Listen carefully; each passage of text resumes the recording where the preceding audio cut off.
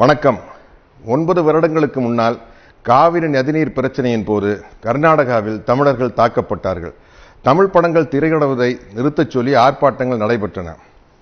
அதற்கு கண்டனம் தெரிவிக்கும் வகையில் தமிழ் திரையுலகின் சார்பில் நடைபெற்ற கண்டன கூட்டத்தில் பலரும் ஆவேசமாக பேசினார்கள்.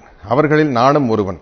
அதற்கு எதிர்வினையாக என்னுடைய கொடும்பாவி உருவ பொம்மைகள் கர்நாடகாவில் எரிக்கப்பட்டன. அதே வேளையில் கர்நாடகாவில் நடைபெற்ற ஆர்ப்பாட்டங்களில் கர்நாடகா திரைப்பட கலைஞர்களும் ஆவேசமாக பேசினார்கள். அப்படி நான் பேசிய போது என்னுடைய சில வார்த்தைகள் கன்னட மக்களின் மனதை புண்படுத்தியதாக அறிகிறேன். நான் கன்னட மக்களுக்கு எதிரானவன் அல்ல. அதற்கு உதாரணமே 35 வருடங்களாக என்னிடம் உதவியாளராக இருக்கும் திரு சேகர் என்பவரின் தாய்மொழி கன்னடம். கடந்த 9 வருடங்களில் பாகுபலி பாகம் 1 உட்பட நான் நடித்த சுமார் 30 திரைப்படங்கள் கர்நாடகாவில் வெளியாகியுள்ளன. எந்த பிரச்சனையும் எழவில்லை. சில கன்னட படங்களில் நடிக்கவும் என்னை அணுகினார்கள். நேரமின்மையால் நடிக்க இயலவில்லை. 9 வருடங்களுக்கு முன்னால் நடந்த அந்த கண்டன கூட்டத்தில் நான் பேசிய அந்த வீடியோ பதிவை யூடியூபில் பார்த்ததாலும், நான் பேசிய சில வார்த்தைகளால் கன்னட மக்களின் மனம் புண்படுவதாக அவர்கள் கருதுவதாலும், அந்த சில வார்த்தைகளுக்காக 9 வருடங்களுக்கு பிறகு நான் கன்னட மக்களிடம் என் மனப்பூர்வமான வருத்தத்தை தெரிவித்துக் கொள்கிறேன். எனக்கு ஆதரவாக குரல் கொடுக்கும் தமிழீழ உறவுகளுக்கும் தமிழக மக்களுக்கும் என் நலம் விரும்புபவர்களுக்கும் என் மீது வருத்தம் கொள்ள வேண்டாம் என்று கேட்டுக்கொள்கிறேன். அவர்களுக்கு ஒரு சிறிய விளக்கம். பாகுபலி என்ற மிகப்பெரிய படத்தின் ஒரு மிகச்சிறிய தொழிலாளிதான் நான்.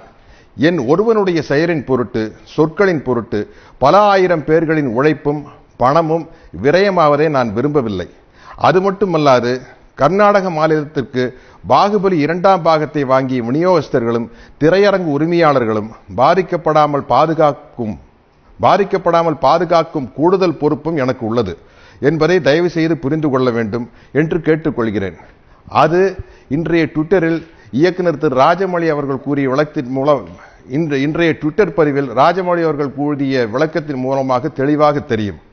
ஆனாலும் இனிவரும் காலங்களில் தமிழீழ மக்களின் பிரச்சனையாக இருந்தாலும் சரி, காவிரி நதிநீர் பிரச்சனையாக இருந்தாலும் சரி, விவசாயிகள் பிரச்சனையாக இருந்தாலும் சரி, தமிழக மக்களின் நலம் சார்ந்த அனைத்து நியாயமான பிரச்சனைகளுக்கும் தொடர்ந்து குரல் கொடுத்து கொண்டுதான் இருப்பேன் என்பதை தெள்ளத் தெளிவாக கூறிக்கொள்கிறேன். இப்படி நான் கூறுவதால் இந்த சத்யராஜை வைத்து படம் எடுத்தால் எதிர்காலத்தில் தொல்லைகள் வரும் என்று கருதும் தயாரிப்பாளர்கள் தயவு செய்து இந்த சாதாரண சின்ன நடிகனை தங்கள் படங்களில் ஒப்பந்தம் செய்ய வேண்டாம், என்னால் நஷ்டமடைய வேண்டாம் என்று மிகவும் தாழ்மையுடன் கேட்டுக்கொள்கிறேன். ஏனென்றால் ஒரு நடிகனாக இருப்பதை விட, இறப்பதை விட எந்தவிதமான மூட நம்பிக்கையும் இல்லாத ஒரு தமிழனாக இருப்பதும் இறப்பதும் தான் எனக்கு பெருமை, மகிழ்ச்சி.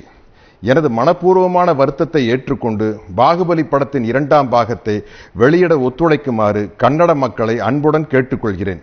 என் உணர்வுகளை புரிந்து கொண்டு எனக்கு உறுதுணையாக நின்ற தமிழீழ மக்கள், தமிழின உணர்வாளர்கள், தென்னிந்திய திரைப்பட நடிகர் சங்கம், தமிழ் திரைப்பட தயாரிப்பாளர் சங்கம், தமிழ் திரைப்பட இயக்குநர்கள் சங்கம், தென்னிந்திய திரைப்பட தொழிலாளர்கள் சங்கம், என் நலம் விரும்பிகள் அனைவருக்கும் நான் எனது மனமார்ந்த நன்றியை தெரிவித்துக் கொள்கிறேன்.